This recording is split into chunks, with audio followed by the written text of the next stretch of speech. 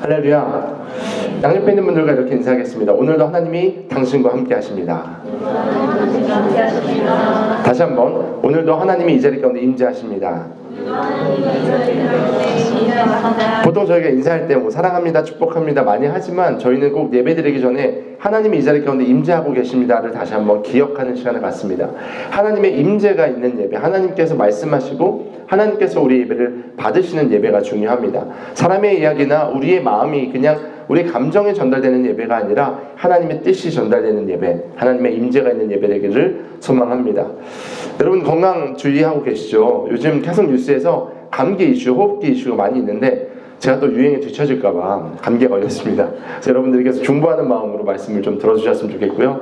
네, 아프신 분들 빨리 회복되시길 소망하고 또 온라인으로 예배 드리시는 분들 그 예배 자리 가운데 하나님의 은혜가 있기를 소망합니다. 여러분 혹시 FOMO라는 단어 들어보셨어요? FOMO? Fear of Missing Out 이라는 약자라고 합니다. 요즘 많이 쓰이는 단어라고 하는데 무슨 뜻이냐면 무엇인가를 놓치거나 뒤처질까봐 두려워하는 마음을 FOMO라고 이야기한다고 합니다. 요즘 시대에 이 FOMO, fear가 엄청 많이 있다고 합니다. 이 감정은요 단순히 젊은 사람들만 갖는 감정이 아니고요 많은 사람들이 공감하는 현대 보편적인 마음 상태다라고 이야기합니다. 특별히 요즘 SNS를 많이 하잖아요. 인스타그램도 하시고 요즘 미국은 틱톡 때문에 난리인데 틱톡도 하시고 여러 가지 저희는 플랫폼 안에서 저희들의 이야기들을 전달하는 시대를 살고 있습니다.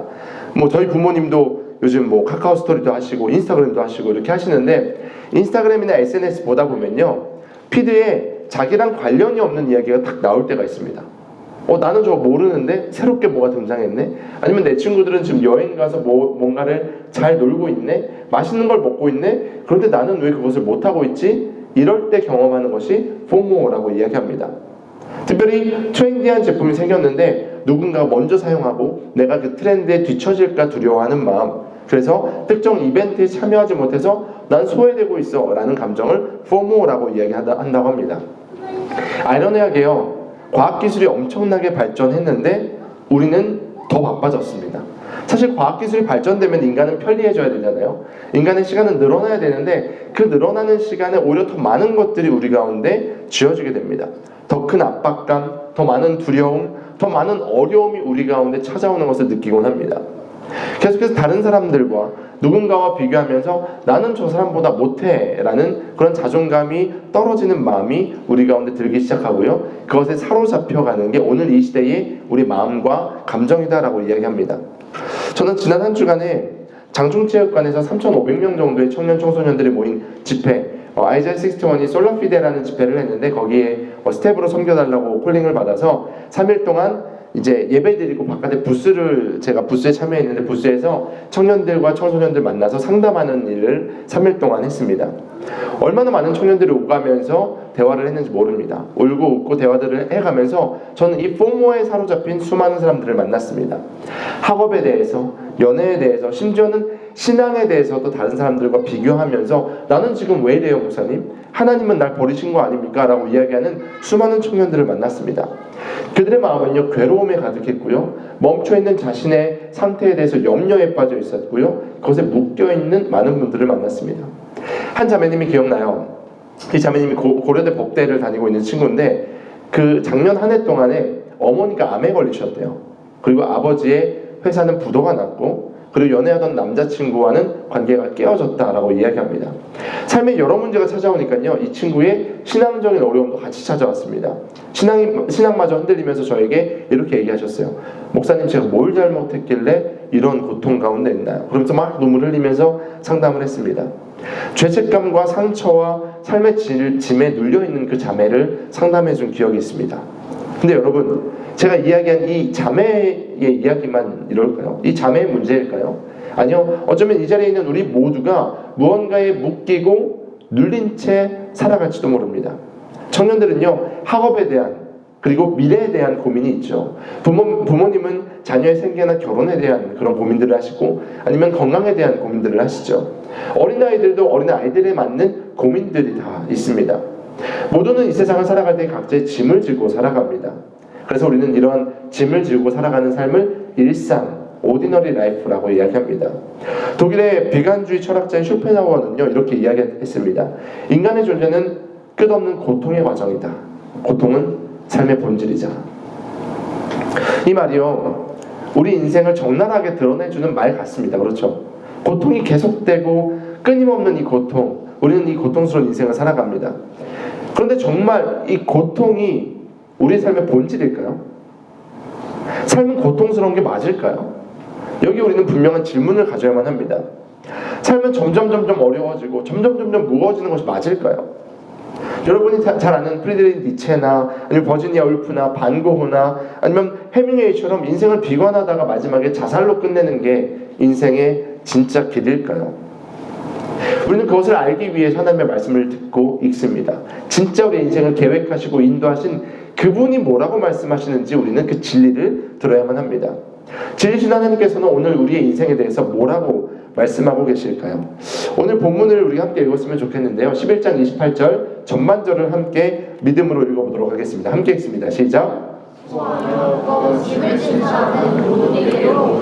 아멘. 저희 교회는 지금 세 번역 버전으로 읽고 있는데, 수고하며 무거운 짐을 진 사람은 뭐라고요? 모두 내게로 오너라. 예수님께서 말씀하고 계십니다. 이 28절의 이 내용은요, 예수님의 젠틀한 초청입니다. 근데 지금 초청하는 대상이 누굴까요? 앞에 뭐라고 나와있죠? 수고하며 무거운 짐을 진 자들. 이 말은요, 단순하게 육체의 노동을 많이 한 사람을 부르신 예수님의 목소리가 아닙니다. 우리가 앞서서 나눈 삶의 고통, 포모를 경험하고 있는 수많은 사람들의 정신적인 고통, 영적인 고통, 우리 모든 삶의 많은 이야기들을 담고 있는 이야기가 바로 수고하고 무거운 짐을 진 자라는 이야기죠. 제가 원어적으로 조금 더 살펴봤는데요, 헬라어에서 수고하다라는 단어는요, 코피온테스라는 단어인데요, 이 단어는요, 단순히 노동과 열심히 살아가는 그 삶만을 이야기하지 않습니다. 육체적인 피로만을 이야기하지 않아요. 영적이고 심리적인 무거움을 내포하고 있다라고 이야기합니다. 여러분, 일터와 사역의 현장에서 삶의 터전에서 수고하고 계시죠? 여러분, 너무 수고 많으셨어요. 한 주간의 삶을 돌아보면 우리가 얼마나 수고하는지 모릅니다. 육아하는 엄마들 정말 수고하셨어요. 정말 우리는 수고하며 살아갑니다. 근데 이 말씀이 기록된 그 당시에 신약시대를 보면요, 유대인들은요, 구약의 율법 가운데 묶여 있었습니다. 끊임없이 그 율법을 지키기 위해서 노력을 했어요. 왜냐하면 율법을 지켜야지 하나님께서 자신을 의롭다 칭해 주시니까 그 당시에 유대인들은 열심히 율법을 지키려고 했습니다.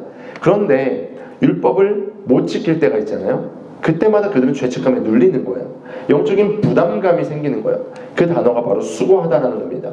오늘 이 시대를 살아가는 우리가 살아가면서 영적으로 아니면 정서적으로 육체적으로 수고하고 노력하지만 안 되는 것들, 그때 쓰는 단어가 이 수고하다, 이 코피온테스라는 단어라는 것이죠. 그 다음으로요, 무거운 짐이라는 밑에 있는 단어는 헬라어 페포르티스메노라는 단어입니다. 페포르티스메노이. 이 단어는요, 물리적으로 무거운 짐만을 이야기하지 않습니다. 스스로 해결할 수 없는 고통을 동반한 부담을 뜻한다고 합니다. 더 나아가서 이 당시에 유대인들에게는 율법을 지키지 못하는 그들의 고통을 내포하고 있는 단어이죠. 예수님 당시에는요, 그 유대인들이 지켜야 되는 법 조항이요, 613개가 있었습니다. 613개를 하나하나 지키면서 살아가야 되는데, 인간이 노동을 하다 보면, 가정을 꾸리다 보면, 삶을 살아가다 보면 놓치잖아요. 그럴 때마다 그들은 이 짐이 무겁다, 힘들다, 난 이것밖에 안 된다 라고 생각했다는 겁니다.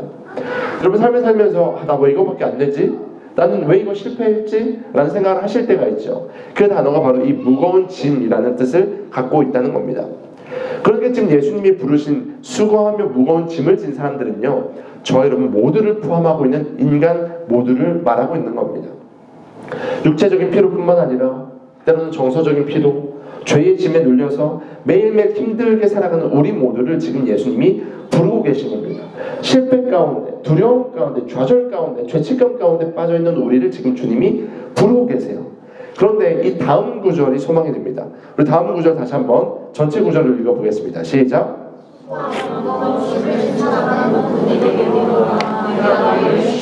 내가 너희를 쉬게 하리라. 할렐루야. 이게 예수님의 말씀이에요. 여러분, 수고하고 무거운 짐을 지고 계신데 주님이 나에게 오면 내가 너희를 쉬게 할게. 내가 너희를 쉬게 할게. 수고했어. 쉬어도 돼. 지금 우리의 인생은요, 차가운 겨울바람 같아요. 칼바람 같아요. 나갈 때마다 맞아서 온몸이 찢어지는 것 같은데 지금 따뜻한 목소리로 주님께서 말씀하십니다. 수고했지? 무거웠지? 내게로 오면 내가 너 쉬게 해줄게. 쉬어도 돼. 고생했어. 이게 바로 오늘 본문의 이야기입니다. 그런데요, 이 말씀은요, 단순한 예수님의 초대 이상의 의미를 갖고 있습니다. 단순하게 예수님 옆에 와서 위로받고 수고했어 이 정도가 아니고요, 예수님께서 그 짐을 나에게 줘라 라고 말씀하시는 겁니다. 본질적인 우리의 문제, 본질적인 우리의 어려움을 나에게 달라라고 얘기하시는 예수님의 초청입니다. 와서 위로받아 정서적으로 회복돼, 이게 아니고요, 너의 그 무거운 거를 나에게 갖고 와. 나에게 갖고 와. 네가 지지 않아도 돼 라는 말씀이 오늘의 말씀입니다. 저는 이 말씀을 읽을 때마다 떠오르는 예화가 있어요. 옛날 시골 한 마을에 할머니께서 무거운 짐을 머리에 지고 이렇게 걸어가고 계셨습니다.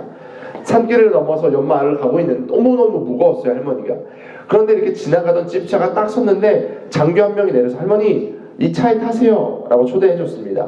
할머니가 너무 기쁘잖아요. 감사한 마음으로 차에 딱 탔는데 이제 운전을 하고 이제 가고 있는데 장교가 뒤를 돌아보니까 할머니가 짐을 머리도 그대로 이고 있는 거예요. 그래서 장교가 이야기하죠. 할머님, 짐은 옆에다 내려놓고 편하게 쉬세요. 그러니까 할머니가 뭐라 그럴까요? 할머니가 아이 태워준 것도 미안한데 내가 짐을 어떻게 내려놔, 이렇게 얘기했다는 겁니다. 이게 뭐냐면요, 우리의 모습이에요. 하나님은요, 지금 나에게로 와서 쉬어라고 말씀하셨는데, 하나님 내가 이걸 어떻게 내려놔요? 어쩌면 우리의 모습과 같지 않나. 저는 이 말씀을 읽을 때마다 이 예화가 떠오릅니다. 주님은 지금 초청하세요. 내게로 와서 쉬어라. 근데 우리는 그 초청을 받아들이고요, 머뭇거립니다. 내가 가도 될까? 내려놔도 될까? 마치 집차에 탔는데 짐을 지고 가는 우리의 모습처럼 우리가 그렇게 우매한 모습을 보일 때가 있다라는 거죠.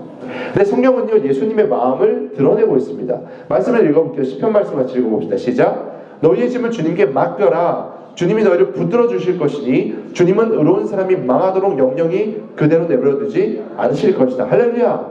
뭐라고요? 주님께 맡겨라. Cast away, 던져버려 라고 말씀하십니다. 베드로전서 말씀 읽어봅시다. 시작. 하나님께서는 여러분을 돌보고 계십니다. 다시 한번, 여러분의 걱정을 모두 하나님께 맡기십시오. 하나님께서는 여러분을 돌보고 계십니다. 사랑하는 여러분, 걱정 있으세요? 염려 있으세요? 문제 있으세요? 맡기세요. 성경은요, 우리 가운데 정확한 하나님의 마음, 하나님의 뜻을 말씀하십니다. 염려와 걱정을 너희가 지는 게 아니라 내가 질 테니까 맡겨라 라고 말씀하십니다. 성경에 보면요, 참 많은 실패 가운데 무거운 짐을 지고 사는 사람들이 많이 등장합니다. 성경을 보면 많은 인물들이 등장을 하죠. 근데 그 중에서도 선택의 기로에서 예수님을 선택해서 인생이 변화된 사람들이 있고요, 그 선택의 기로에서 예수님이 아닌 것을 선택해서 괴로워하는 자들이 등장합니다. 대표적인 인물이요, 부자 청년이에요. 예수님을 만났어요. 예수님이 그 마음 가운데 중심을 보셨어요. 그리고 나서 너의 재물을 팔아, 그냥 너 재물에 매여 있는 그 형제에게 재물을 팔고 나를 따라오라라고 얘기했을 때 그는 근심하고 돌아갔습니다. 주님을 따르지 못했어요. 반대로 대표적으로 인생을 주님께 맡겨서 변화를 경험한 사람이 있습니다. 어쩌면 여러분이 제일 잘 아는 인물일 수 있는데요, 베드로입니다. 베드로는요, 그 당시 갈릴리에서 이름난 어부였습니다. 제가 이제 갈릴리를 가봤는데, 갈릴리가 호수인데 바다라고 불릴 만큼 엄청나게 넓습니다. 호수인데 수평선이 보여요. 그리고 낮밤으로 파도가 어마어마하게 칩니다. 변화가, 온도 변화도 많고 지형 변화도 다양하기 때문에 거기서 낚시하는 게 쉽지 않습니다. 근데 지금 베드로는 거기서 잔뼈 굵은 어부였습니다. 근데 베드로가요, 밤새 물고기를 잡았는데 물고기를 낚았다 못 낚았어요. 그러면 그날은 허탕치는 날이죠. 낚시 안 하는 게 맞습니다. 근데 베드로에게 예수님이 나타나셔서 이야기하십니다. 깊은 데로 가서 그물을 던지라. 그러니까 베드로가 실패했던 것은 단순히 어업의 실패가 아니고요, 자신의 능력과 경험, 그리고 자신이 할 수 있는 모든 것을 했지만 할 수 없는 한계에 봉착한 것을 이야기하고 있습니다. 근데 예수님께서 이렇게 말씀하셨어요. 다 같이 읽습니다. 시작. 예수께서 말씀을 그치시고 시몬에게 말씀하셨다. 깊은 데로 나가 그물을 내려서 고기를 잡아라. 이 말씀이 엄청 도전적인 말씀이에요. 지금 예수님이 30대 초반, 베드로에게 딱 나타난 청년 예수님이 나타나셔서 깊은 데로 가서 그물을 던져라 이렇게 하셨어요. 그럼 베드로가요, 콧방귀 낄만 합니다. 근데 베드로는요, 이 예수님이 특별한 분인 것을 알았어요. 그리고 그 말씀을 듣고요, 자신의 정보와 자신의 경험과 자신의 노하우를 다 버리고 납득하기 어려운 그 말씀에 순종합니다. 그리고 뭐라고 얘기하냐면요, 그 말씀에 의지해서 내가 그물을 던지겠습니다 라고 이야기합니다. 깊은 데로 갔습니다. 그물을 던졌어요. 물고기가 낚였을까요? 낚였습니다. 얼마큼 낚였을까요? 성경을 보면요, 그물이 찢어졌다라고 이야기합니다. 그물이 찢어질 만큼 물고기를 낚았습니다. 주님 앞에 순종했을 때, 주님께 맡겼을 때 놀라운 은혜를 경험한 것이죠. 순종은요, 우리 한계를 초월하는 도구입니다. 여러분이 갖고 있는 문제가 있습니까? 그것을 초월하고 싶으십니까? 하나님의 초대에 순종하시면 됩니다. 문제가 있습니까? 어려움이 있습니까? 순종하시면 그것이 초월됩니다. 하나님의 말씀 가운데 적극적인 순종은요, 하나님이 준비한 풍성한 은혜를 경험하는 열쇠가 된다는 것이죠. 사랑하는 여러분, 여러분의 인생 가운데 베드로처럼 실패가 있습니까? 고통이 있습니까? 무거운 짐에 눌려있을 때가 있습니까? 세상의 기준과 나의 경험으로는 풀지 못하는 숙제들이 우리 앞에 산적해 있을 때가 많이 있습니다. 그런데 가만히 우리가 그 자리에서 멈춰서서 기도하고 묵상하다 보면요, 하나님의 음성이 들립니다. 깊은 데로 가서 그물을 던져라. 그때 우리가 어떤 반응을 보여야 될까요? 순종해야겠죠. 예수님은요, 우리를 그렇게 초청하시는 분이십니다. 깊은 데로 가서 그물을 던지는 행위는요, 우리에게 더 힘든 노력을 시키시는 것이 아니고요, 우리가 하나님이 주시는 은혜를 경험하기 위한 발을 떼는 행위를 초청하시는 겁니다. 오히려 우리가 무거운 짐을 질 때요, 주님은 우리의 무거운 짐을 대신 지시는 분이라 성경은 말하고 있습니다.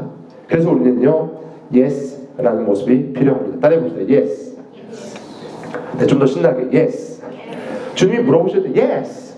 하나님께서 성찬아 갈래? Yes. 이런 반응이에요. 희주야 갈래? Yes. 이렇게 해야 돼요. 하나님께서 깊은데 그물 던져보면 Yes. Why not? 하나님께서 말씀하신 대로 순종하면 물고기가 낚일 것을 아니까, 내 가운데 문제가 있어도 순종하면 문제를 뛰어넘게 하실 것을 아니까 우리에게 필요한 자세는요, Yes입니다. 다시 본문으로 돌아가서요, 한 주간 Yes를 우리가 살아낼 때에 우리 가운데 어떤 은혜가 임할까 함께 살펴보려고 합니다. 마태복음 말씀 같이 한번 읽어볼게요. 시작. 마음이 온유하고 겸손하니 내 멍에를 메고 나한테 배우라. 그리하면 너희는 마음이 쉼을 얻을 것이다. 내 멍에는 편하고 내 짐은 가볍다. 아멘. 예수님이요, 우리의 짐을 벗어버리라고 말씀하세요. 근데 이게 우리가 성경을 잘 알아야 되고 단어를 잘 알아야 되는데, 멍에라고 생각할 때 가볍게 분명히 벗겨주셨는데 왜 또 무거운 걸 지어주시지? 라고 착각할 때가 있어요. 멍에가 뭐냐면요, 이렇게 생긴 거예요. 일반적으로 멍에는요, 두 소가 함께 매는 겁니다.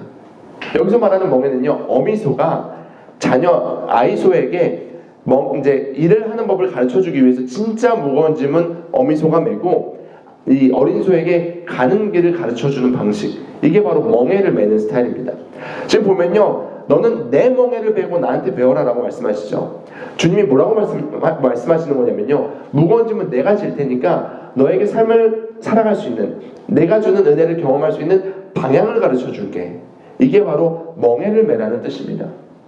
어미소가 아이소를 위해서, 어린 소를 위해서 대신 무게를 지어주고, 대신 엇박자를 내지 않고 다른 곳으로 가지 않고 어미소가 가는 그대로 갈 수 있도록 가르치는 것, 그것이 바로 멍에입니다.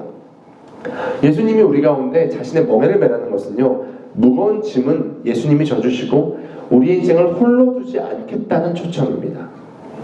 혼자 일한다고 생각해보세요. 너무너무 힘들잖아요. 혼자 우리 인생을 걸어간다고 생각해보세요. 어마어마하게 힘들잖아요. 근데 주님이 말씀하십니다. 내가 너와 세상 끝날까지 항상 함께 할 것이다. 이게 바로 예수님의 멍에를 매는 겁니다. 세상은요, 끊임없이 내가 멍에를 매게 만듭니다. 무거운 짐을 지게 만듭니다. 우리도 스스로 계속해서 죄의 짐을 지고요, 스스로 뭔가 책임감을 지거나 문제를 지거나 우리는 스스로 우리 어깨에 무엇인가를 올리려고 합니다. 그런데 예수님께서는요, 지금 우리 가운데 초청하십니다. 그 무게를 나에게 줘라. 내 멍에를 메고 너는 내가 원하는 뜻대로 살아가는 방향을 배워라. 우리를 연약하게 혼자 두지 않으시고 함께 이끄시는 그 하나님의 손길을 경험하는 우리 모두가 되기를 소망합니다.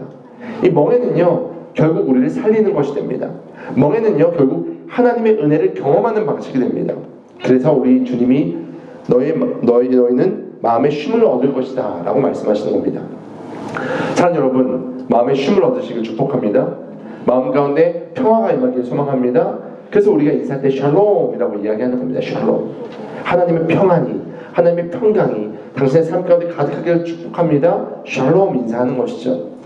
여러분이 잘 아는 이 어거스틴이라는 분이 계십니다. 아우구스티누스. 이 아우구스티누스는요, 이 멍에를 설명할 때 뭐라고 설명했냐면요, 깃털이라고 설명했어요. 하나님이 주시는 멍에는, 예수님이 주시는 멍에는 너무 가벼운 깃털이어서 사실 그 멍에를 지고 가면 지고 갈수록 새의 깃털처럼 가벼워서 날아오를 수 있다라고 설교했습니다. 여러분, 주님과 함께 하십시오. 주님이 주시는 그 방향대로 나아갈 때에 여러분은 날아오르게 될 줄 믿습니다. 이 세상은 지금 포모 가운데 빠져 있습니다. 이게 유행어가 될 정도로. 그런데 우리는요, 이 포모와 완전한 반대인 자유를 경험해야 될 줄 믿습니다. 여러분, 무거운 짐이 있으면요, 던져버리십시오. 맡기십시오. 이미 우리를 위해서 십자가에서 모든 문제의 짐과 죄의 짐과 저주와 수치와 고통을 당하신 그분이요, 우리 가운데 예수님으로 말미암아 자유를 주셨습니다. 회복을 주셨습니다. 이제 우리는요, 회복되어서 주님 앞에 날아오를 일만 남았습니다. 특별히 이번 한 주간의 긴 설 명절입니다. 많은 분들 만나실 거예요. 많은 사람들과 교제하실 거예요. 근데 그분들과 여러분이 결정적인 차이가 있습니다. 그분들은 아직 짐을 지고 있고요, 여러분은 자유합니다. 여러분, 만나는 분들에게 참된 자유를 보여주십시오. 그리고 자유 안에서 기쁨을 보여주십시오. 만나는 분들마다 사랑을 전달하십시오. 왜냐하면 우리의 무거운 짐은 주님께서 지셨기 때문입니다. 그리고 그들에게도 참된 자유와 기쁨이 있음을 소개해 주십시오. 이것보다 가족들에게 더 큰 선물이 어디 있을까요? 그 은혜가 이번 한 주간 가득하길 소망합니다. 오늘도 여러분에게 말씀하신 주의 음성이 있습니다. 하나님께서 너의 무거운 짐이 뭐냐? 네가 지금 짊어지려고 하는 것이 뭐냐? 다 내게로 갖고 와라. 그리고 너는 깊은 곳에 그물을 던져 그 은혜를 경험해라 라고 말씀하십니다. 우리 이 말씀을 기억하면서 함께 찬양하고 기도했으면 좋겠는데요. 우리 아까 불렀던 찬양이죠. 전능하신 나의 주 하나님 찬양할 텐데, 한번 생각해 보세요. 여러분의 무거운 짐은 뭡니까? 여러분 지금 뭐 때문에 힘들어하세요? 왜 깊은 곳에 그물을 못 던지고 계십니까? 하나님은 깊은 곳에 그물 던지라고 말씀하셨는데 왜 머뭇거리시나요? 던지기만 하면, 발을 떼기만 하면, 멍에를 매기만 하면 여러분들은 진정한 자유와 기쁨을 누리실 수 있습니다.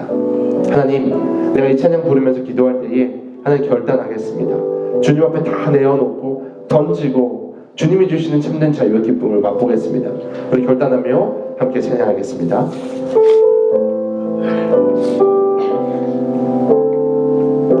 전능하신 나의 주 하나님은, 전능하신 나의 주 하나님은 능치 못하실 일이 전혀 없네. 능치 못하실 일이 전혀 없네.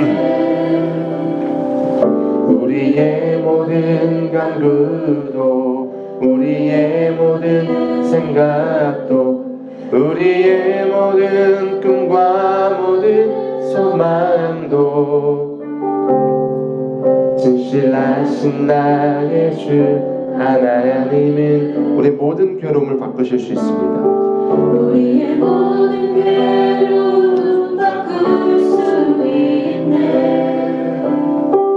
불가능한 일을 행하시고 죽은 자를 일으키시니 그를 이길 자 아무도 없네. 주의 말씀 의지하여서, 주의 말씀 의지하여 깊은 곳에 그물 던져 오늘 그가 놀라운 일을 이루시는 것 보라. 주의 말씀 의지하여 믿음으로 그물 던져 믿는 자에게 없이, 주의 말씀 의지하여, 주의 말씀 의지하여 깊은 곳에 그물 던져 오늘 그가 놀라운 일을 이루시는, 주의 말씀을 의지하여서 주님, 우리가 오늘 깊은 곳에 나아가 그물을 던지겠습니다. 주님, 수강은 무거운 모든 짐을 주님께 던지겠사오니 주님 역사하여 달라고 우리 들은 말씀을 기억하면서 우리 주여 한번 외치면서 기도합니다.